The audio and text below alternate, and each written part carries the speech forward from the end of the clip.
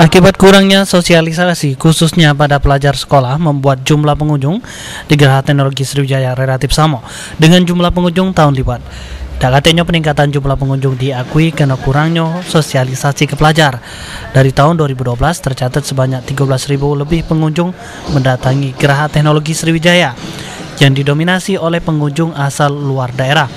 Sementara tahun 2013 akhir ini baru tercatat 12.000 yang diharapkan pada penutupan data tahun 2013 jumlah pengunjung berjumlah 13.000 pengunjung. Dari data pengunjung diakui oleh Kepala Geraha Teknologi Sriwijaya Ida Gatik terjadi peningkatan jumlah pengunjung yang diakibatkan kurangnya sosialisasi yang kurang khususnya bagi pelajar. Oleh karena itu tahun 2014 KG pengelola Geraha Teknologi Sriwijaya berencana bakal melakukan sosialisasi ke sekolah-sekolah supaya pelajar lebih tertarik untuk mengunjungi Geraha Teknologi Sriwijaya. 2012 dan 2013 kita tidak ada kenaikan maupun penurunan sekitar 16.000. Kalau paling turun dari mana paling banyak? Paling banyak itu dari luar kota Palembang. Ya mungkin program Go to School belum begitu